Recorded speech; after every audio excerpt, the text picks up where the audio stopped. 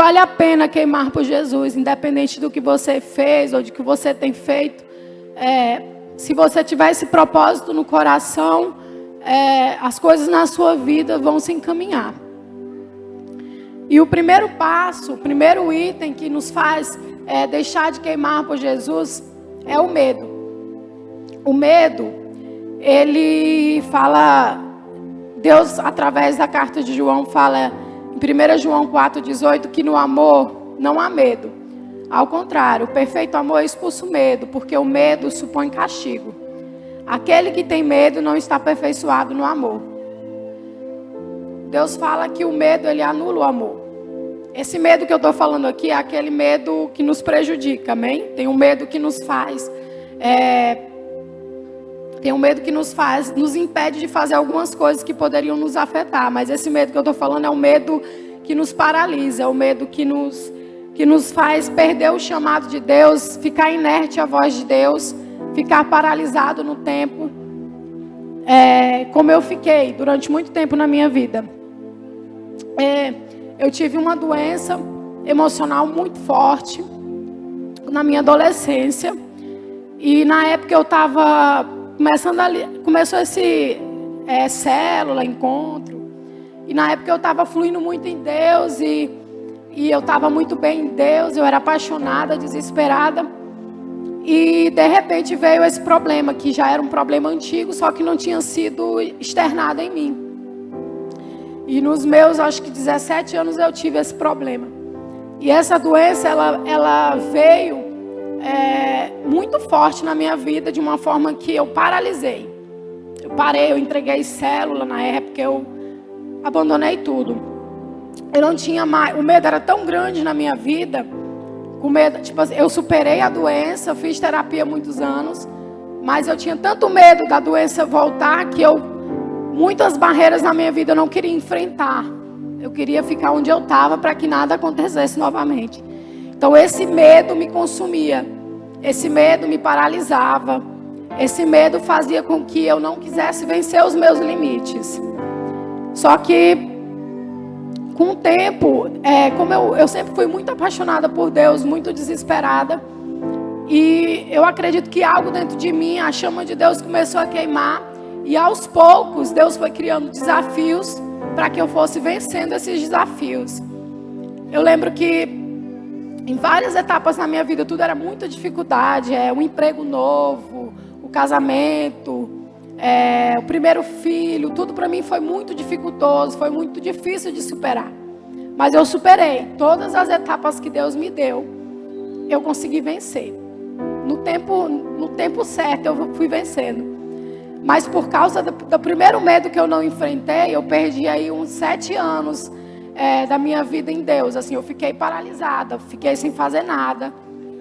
Eu fiquei na minha e fui perdendo algumas coisas do chamado que Deus tinha para a minha vida. E de um tempo para cá, Deus tem me levantado novamente. E eu fiz uma promessa para Deus no início desse ano, de que nada que eu fosse... Por exemplo, alguém me convida para alguma coisa, eu fosse negar isso. Sempre que alguém me chamava para pregar em algum lugar, eu dava uma desculpa. É meu filho, é porque a Ana Beatriz está muito pequena, porque está doente. E eu paralisei muito isso, entendeu? Então, o que Deus tinha para a minha vida foi ficando... Eu fui procrastinando, não tive constância. O medo faz isso, faz com que a nossa constância seja quebrada. E uma coisa que Deus valoriza muito é a constância. Você tem que ser constante nas coisas de Deus, independente das circunstâncias. Mas Deus é tão bom que Ele tem me restituído nesse tempo. E a minha palavra para esse ano vai ser sempre sobre isso, sobre romper o medo, sobre vencer o medo. E eu acredito que Deus vai fazer isso com todo mundo aqui nesse lugar. Porque eu acredito que todos que estão aqui hoje são pessoas que Deus queria que estivesse. Se tivesse uma pessoa aqui hoje, essa pessoa seria a pessoa dessa palavra. Porque eu orei para que Deus colocasse só as pessoas que precisassem ouvir isso. E Deus fala também em Josué 1:9, que nos manda ser forte e corajoso. Não se apavore nem desanime, pois o Senhor, o seu Deus, estará com você por onde você andar. E por onde eu andei em todos esses anos, Deus sempre esteve comigo. Porque várias pessoas que tiveram o mesmo problema não estão onde eu estou hoje. Não estão casados, não estão com filhos, não têm um emprego bom, não têm vivido o que Deus tem para a vida delas. E hoje eu posso dizer que eu tenho vivido o melhor de Deus para a minha vida, porque eu decidi não ter mais medo. O medo, quem cria o gigante do medo é você. Você é quem cria esse medo. A sua mente é quem diz, quem manda. Então, se você disser para a sua mente que você é maior, que você é mais forte, você vai vencer tudo. E com Deus ainda é muito maior, porque a palavra dele fala que a gente tem que ser forte e corajoso. Então a gente tem que obedecer. O medo é um item que ele anula a nossa fé. Sem fé, a gente não consegue ser grato a Deus, a gente não consegue ser positivo, a gente não consegue atrair pessoas para Jesus. A fé é o que nos faz levantar todos os dias e vencer esse dia.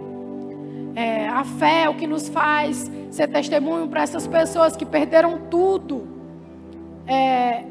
e não tem mais esperança. Então, se a gente que conhece Jesus, que tem um chamado, não consegue vencer isso, não consegue vencer o medo e ter fé, a gente não serve de testemunho para essas pessoas.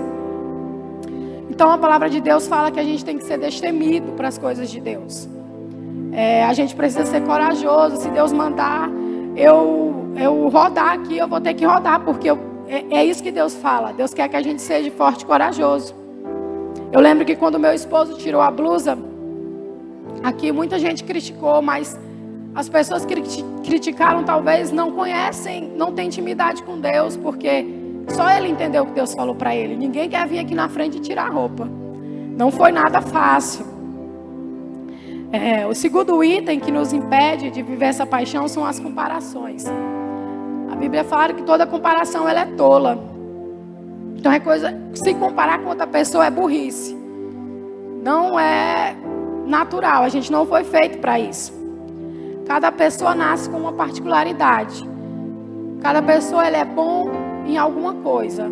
Deus fala sobre a gente ser um corpo, né? Cada parte do corpo ela tem uma função. Um pé não pode ser uma mão. A cabeça não pode ser o coração. Então cada parte do nosso corpo se completa e tem uma função. Assim é a gente como igreja. Cada um tem uma função, cada um tem um dom em algo. E você tem que se deixar fluir nisso, sem se comparar com seu amigo, sem se comparar com outras pessoas. Eu, por muito tempo, não quis subir aqui em cima porque eu me comparava demais com meu esposo. Eu admito que esse aqui não é o meu maior dom, falar em público e me expressar em público. Eu sou mais de escrever. Mas Deus quis que eu fizesse isso e eu estou aqui fazendo, por obediência e por amor a Ele. Cada um precisa entender e se descobrir quem é em Deus. O que Deus fez você para... Você nasceu para quê? Para fazer o quê? Para que você é útil na igreja? Qual é o seu melhor? Dê o seu melhor. Sirva a igreja com o seu melhor. E aí você vai se sentir completo. Eu li uma reportagem que falava sobre comparação, que é bem atualizada, assim, pra gente que usa hoje internet, Instagram, que realmente é verdade. Por exemplo, você pega o seu Instagram e passa horas vendo a vida das outras pessoas, e de atores famosos, de pessoas que têm um corpo perfeito, que têm um dinheiro, que têm carro, que têm casa, e passa horas da sua vida vendo aquilo ali e tentando querer aquilo ali, tentando querer ter aquela vida. E aí você paralisa a sua vida por um tempo, a sua realidade. Você passa uma hora do seu dia em outra realidade, na realidade de outra pessoa, que às vezes não é nem verdade. E aí quando você volta, que você olha ao seu redor, você acha a sua vida sem graça. Você acha a sua vida não tem a mesma beleza, a mesma cor da vida da outra pessoa. Isso é o que nós temos vivido ultimamente. Eu não me tiro disso, eu já fiz isso. Então eu coloquei uma função no meu Instagram que me diz quanto tempo eu passo nele. E eu comecei a me policiar nisso. E eu comecei a ensinar quem estava à minha volta sobre isso, no meu trabalho, aonde fosse. Que a gente precisa viver a nossa realidade. A sociedade nos impõe que a gente siga um padrão e grita sobre essa comparação. Mas Jesus, Ele tem falado sobre a gente se aceitar como a gente é. E tem falado sobre aceitação. Muitos jovens têm se perdido o amor, o fogo de Deus sobre as suas vidas por causa dessa comparação, de achar que a vida do outro é melhor. E algo que Deus tinha me falado é que às vezes eu me comparava com a vida de outras pessoas e talvez essa pessoa nem Jesus tinha. E talvez essa pessoa nem para o céu vai. Como eu vou invejar uma pessoa que não vai para o céu se a nossa missão é ir para o céu e levar pessoas para Jesus? Eu não sou contra o Instagram e nem sou contra as pessoas serem influenciadoras. Eu acho que a gente que está aqui, que conhece Jesus de verdade, realmente temos que influenciar quem está lá fora. Então, em vez de a gente perder tempo, às vezes, olhando a vida de uma pessoa que nem tem Deus, a gente começar a influenciar através da nossa vida pessoas para que elas possam conhecer Jesus. Amém? Outro item, o terceiro, é a religiosidade. Em 2 Coríntios 3,17 fala: ora, o Senhor é o Espírito, e onde está o Espírito do Senhor, ali a liberdade. Precisamos nos desprender das cadeiras de julgamento. Às vezes a gente senta na cadeira e julga a atitude do outro. Porque aquele grupo é muito assim. Porque esse grupo é muito assim. Primeiro que na igreja não deve existir grupos, nem panelinhas. A igreja é um lugar de comunhão, das pessoas andarem juntas, de união. E essa é também uma das palavras que Deus tem falado nesse ano, que a nossa aliança jovem precisa de união. Precisa de união. Casais com jovens, jovens e casais. Todos, não existe um grupo formado em um lugar e um grupo formado em outro, mas nós somos uma só corpo, uma só igreja. E cristianismo é isso, é quando você tem comunhão com todos os irmãos e é feliz em comunhão. A gente precisa ser mais pacificador do que pessoas que geram conflitos. E a religiosidade, ela nos prende. Ela tira a liberdade que Deus nos deu. Ela é como o medo, ela nos paralisa. Por muito tempo, eu era uma religiosa da não religiosidade. Eu julgava as pessoas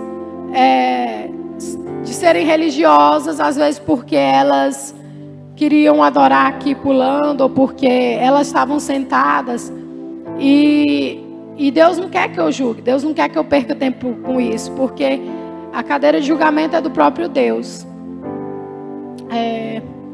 A gente não deve parar a nossa vida, paralisar a nossa vida para criticar o outro. Tem pessoas que vêm para cá para serem abençoadas, para serem acolhidas e não para serem julgadas. Cristianismo também é isso, é quando você tem atitudes simples como Jesus tinha e você não julga o outro por ter uma tatuagem ou por não ter uma tatuagem. Porque a menina usa roupa assim, porque a menina tem um jeito assim, porque ela me invejou nisso, porque o garoto, ele não fala direito. Então são coisas que a gente precisa quebrar no nosso meio, para que outras pessoas possam se sentir atraídas pela presença de Deus. Se a presença de Deus e o amor de Deus estiver no meio da gente, nada disso tem lugar nesse lugar aqui. Se essas coisas simples de Deus chegarem nas nossas vidas, isso aqui vai estar lotado de pessoas. Porque o que a sociedade faz é excluir pessoas.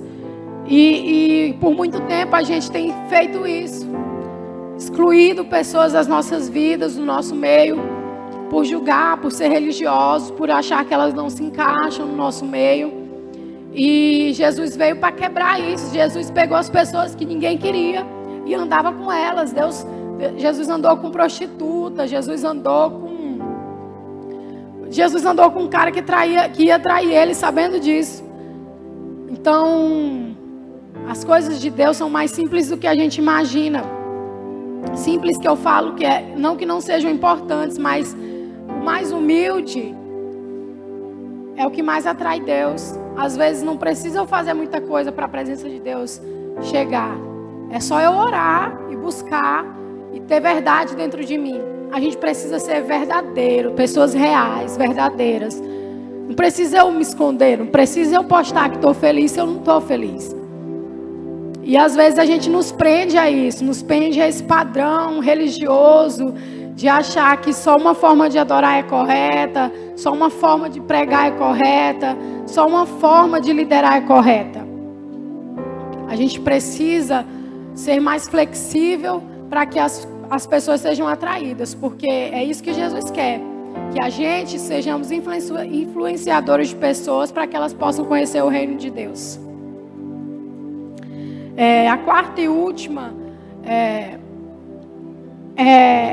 a gente precisa evitar pessoas muito negativas. Evitar, que eu falo, não é excluir essa pessoa do nosso meio, mas a gente precisa conviver, ter um contato maior com pessoas que nos fazem subir, que nos fazem crescer, que nos fazem querer ir além. São amigos verdadeiros, amigos que nos carregam se a gente precisar. Essas pessoas nos fazem manter a chama de Jesus acesa, porque quando a gente estiver caindo, a gente vai lembrar através delas do que Deus tem para a nossa vida. Eu fui marcada por várias pessoas da minha caminhada, e eu acredito que durante muito tempo isso também foi muito importante para mim não desistir. Meu esposo me ajudou demais, meus amigos do início da igreja, de quando eu era muito extravagante para Jesus e queimava para Jesus. Eu sempre, são pessoas que sempre me colocam para cima. Hoje tenho várias pessoas que hoje eu olho e eu tenho vontade de estar aqui falando, porque são pessoas que me inspiram a estar aqui. Que me falam que está tudo bem se eu ficar nervosa. Tudo bem se eu não sou a melhor pessoa para estar aqui hoje. E Jesus mostra, Jesus é assim, Jesus não se importa se eu falo certo ou errado. Jesus ele é simples. E eu acredito que cada um de vocês poderiam estar aqui falando. Porque Jesus ama cada um de vocês do jeito que vocês são. Não importa o pecado de vocês. Não importa de onde vocês vieram. O que importa é o que vocês vão decidir e para onde vocês vão. Se vocês decidirem andar com Jesus, tudo vai dar certo. O evangelho ele não é fácil de ser vivido, às vezes é difícil, mas com amor e compaixão dá certo. Com amor e compaixão a gente supera qualquer coisa. E eu desejo que cada um de vocês sejam apaixonados por Jesus. Uma vez um homem de Deus orou por mim, assim que eu me converti. Um grande homem de Deus, Gregório McNutt, o nome dele. Foi um dia que marcou a minha vida. Porque ele orou por mim. Eu não era vista por ninguém, porque eu era nova convertida. E ali tinha sempre os líderes e tudo. E eu estava no meu canto chorando e pedindo para Deus e orando e apaixonada. Não estava me importando quem estava orando, se ele era um grande ministrador ou não. Mas ele veio até mim e orou por mim. E ele orou para que nunca na minha vida eu deixasse de ter lágrimas por Jesus. E eu lembro que não tem uma vez que eu falo em Jesus que eu não chore. Porque é muito difícil falar de Jesus e não chorar. Porque ele é incrível, ele é intenso. Às vezes eu estou ali, alguém fala de Jesus, eu tenho vontade de pular, de adorar. E às vezes eu sou religiosa e não me exponho. E é isso que Deus tem me falado, é sobre essa simplicidade, é sobre a gente se sentir acolhido no lugar. Igreja é lugar de acolher pessoas. E além da gente buscar pessoas que nos levem para o alto, que nos acolham, a gente precisa ser pessoas assim. Precisamos ser ensinados a ser pessoas positivas, pessoas que melhoram o dia de outra pessoa. Não tem coisa que eu acho melhor do que alguém me falar que eu trouxe alegria para ela. Porque isso é sinal de que Deus está comigo. Uma vez Deus me falou, nesse tempo que eu fiquei um pouco distante dessas coisas de célula, de liderança, Deus me falou muito sobre essa simplicidade, sobre essa atitude de ser cristão. E é isso que Ele tem para esse tempo. Eu acho que Ele tem me levantado não porque eu sou boa, não, é porque Ele quer que isso que Ele me falou seja exposto para a igreja. Ele quer que a gente sejamos mais amigáveis uns com os outros, sejamos parceiros uns dos outros. Uma vez alguém me falou que amigo de verdade não é aquele que chora quando você está com algum problema, é aquele que se alegra quando você superou algo. Então, que nossa oração todos os dias sejam para que a gente nos tornemos pessoas melhores, pessoas julgando menos e acolhendo mais pessoas. Que a gente sejamos pessoas com menos orgulho no coração e mais amor para dar. Que sejamos pessoas que transbordem amor e paixão por Jesus.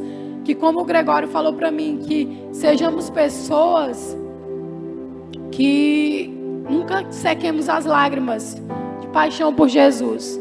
Porque a cruz foi o maior sinal de paixão dele por nós. A cruz de Cristo, ela é o sinal claro de alguém apaixonado por outra pessoa. Porque ele se entregou, sendo inocente, para nos salvar.